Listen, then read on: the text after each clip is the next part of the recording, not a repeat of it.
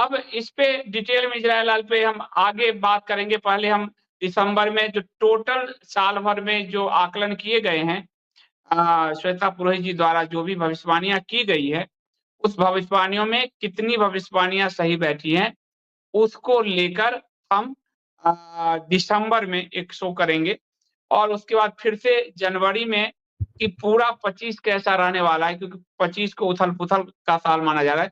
तो 25 कैसा रहने वाला है, जो हर साल हम करते हैं, श्वेता जी के साथ करते हैं, सुशील जी के साथ करते हैं, तो पूरा, और ताकि 25 को लेकर लोग सावधान रहें, तो उस पे हम लोग करेंगे। इस बीच में फिर अ, अन्य विषय भी आएँगे, पुनर्जन्म पे भी आएँगे और चुनाव आदि पर भी आएँगे। श्वेता जी, अगर आप अनुमति दें तो कुछ लोग प्रश्न पूछ रहे हैं जो उलझन में हैं इस पुनर्जन्म को लेके, आप अगर अनुमति दें तो? जी। जी, जी। हाँ, अमरदीप।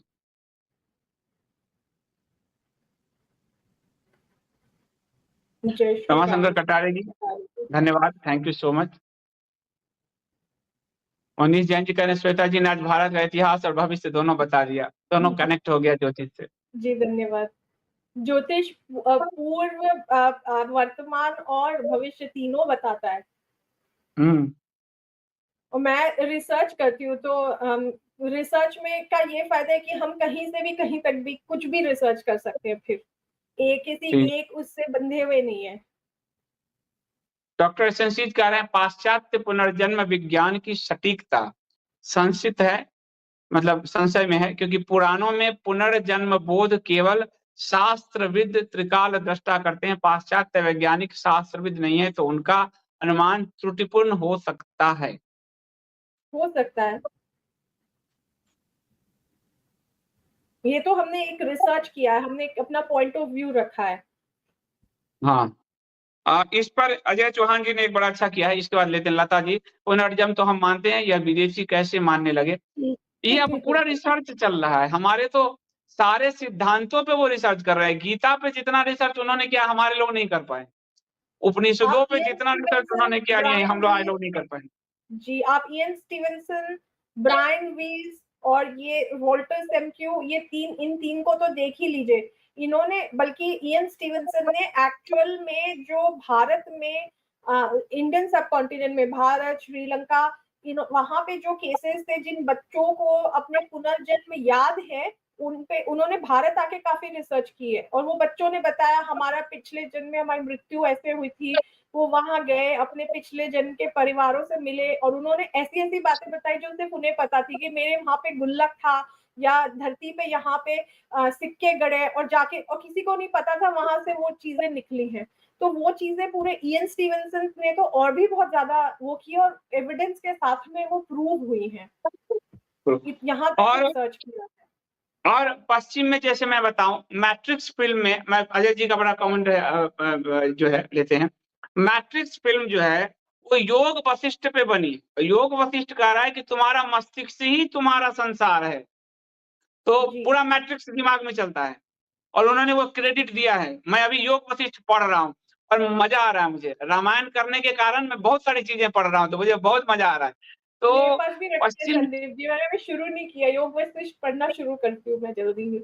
हाँ, आनंद आ जाएगा। तो पश्चिम के लोग उत्साहित तो होते हैं, और जो उस धरती के लोग, खासकर उस समय असुर होते थे, राक्षस होते थे, ये सब, और वो उस समय वो भी रिसर्च करते थे। हिरण्याक्ष, हिरण्यकशिपु, हिरण्याक्ष ने तो पृथ्वी को छुपा दिया था, तो वो गुण तो उन सब के अंदर था ही।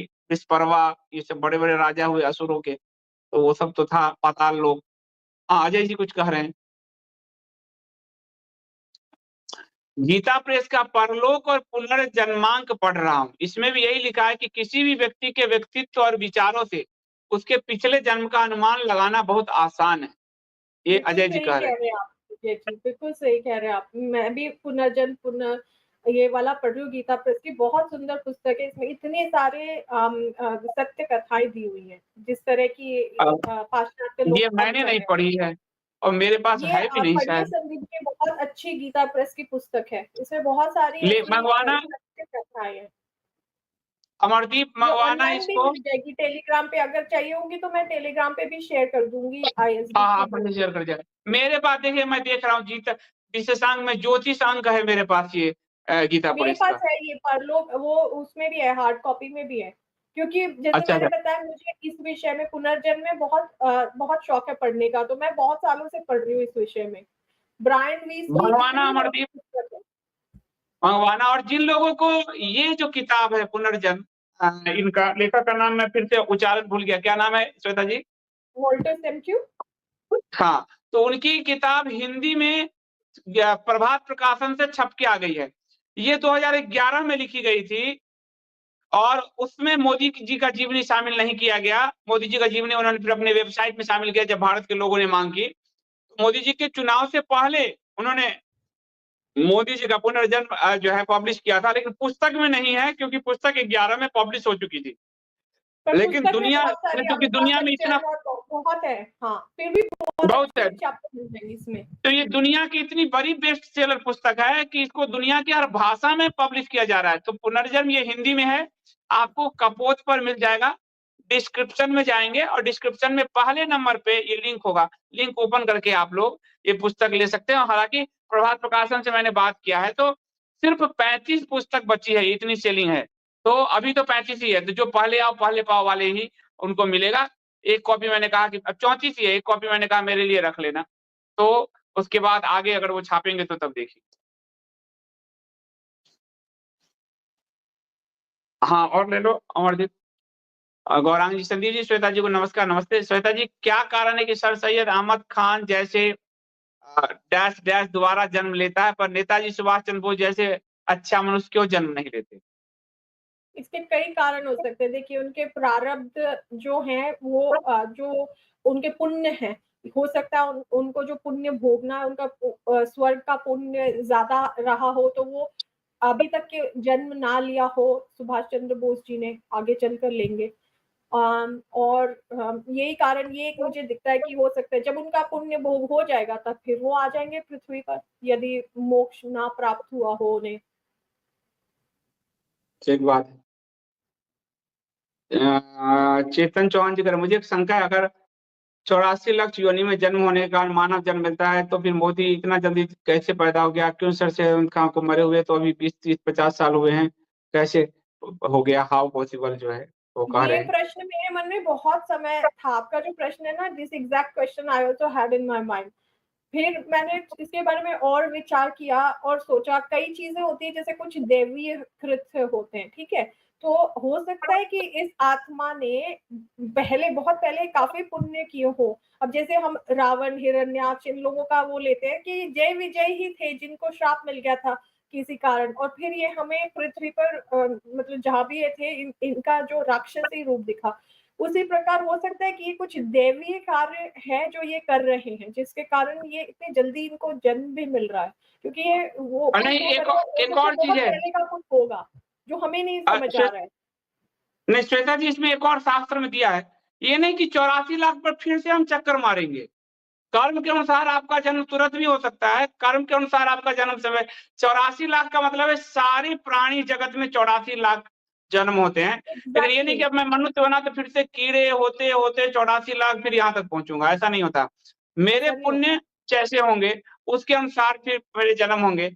बहुत जैसे अच्छे चींटी पुण्य है तो वीटी है आदमी तो स्वर्ग उनका तो जाता है। जन्म इतना लंबा नहीं होता ना, मनुष्यों के जैसे 70-80 साल का तो जन्म होता नहीं। या तितली है या छोटे छोटे जो योनियां हैं उनमें तो जल्दी जल्दी मरण होता है, जल्दी जन्म होता है। तो 84 हाँ, लाख लेकिन वैसे भी 84 लाख टोटल है जितनी योनियां हैं सब में मिलाकर। टोटल है।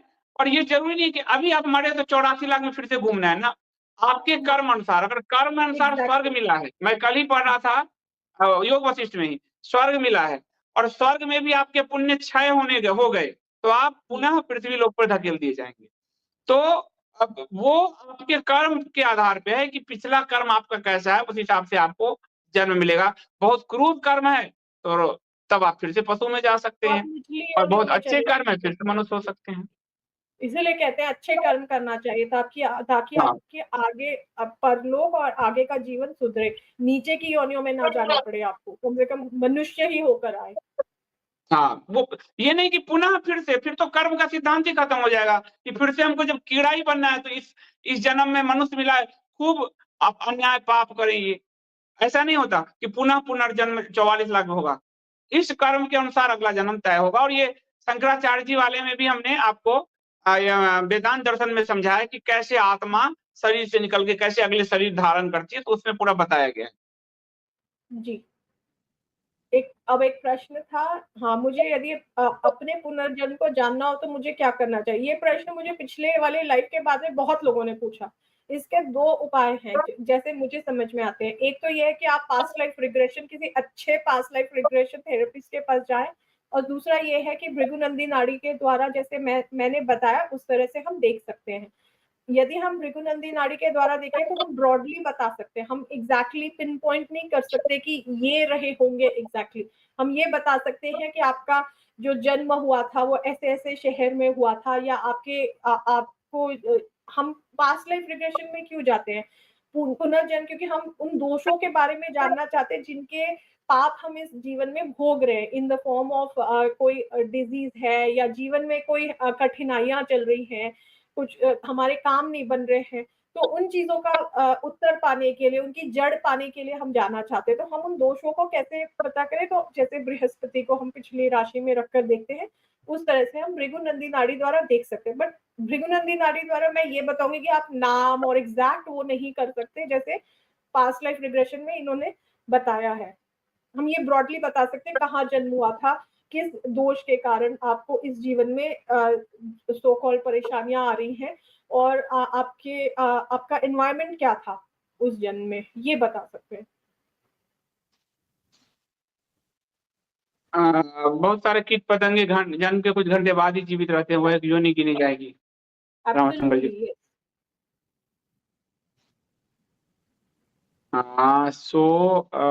बंगाली भाषा है, और बंगाली मुझे आना चाहिए क्योंकि बिहार से हूँ, लेकिन विप्लव कुछ नाम है इनका। धन्यवाद। कुछ है नाम मुझे संजय माथुर जी, बहुत बहुत धन्यवाद, थैंक यू। गौर बोंगे वासी जी, बहुत बहुत धन्यवाद, थैंक यू।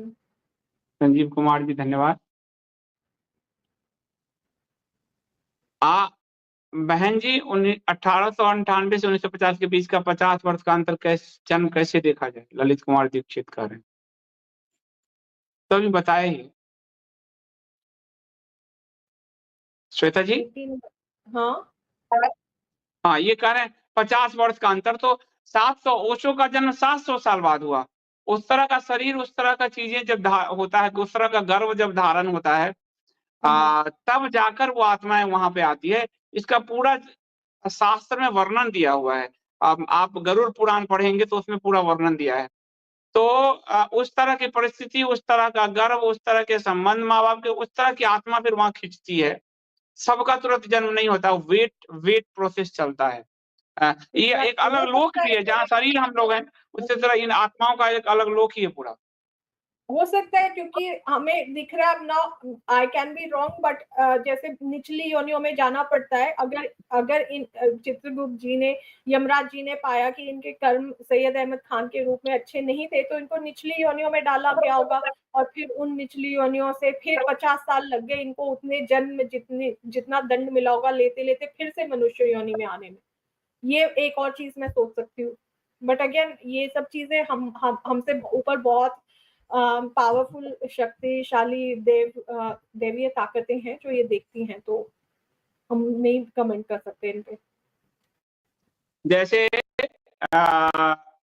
एक जितने को भगवान विष्णु मारते हैं उसके लिए एक अलग द्वीप बना हुआ है, शास्त्र में जो आया है, श्वेत द्वीप कहते हैं उसको।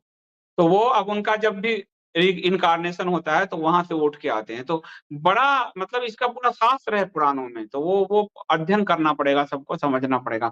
बहुत बहुत धन्यवाद श्वेता जी।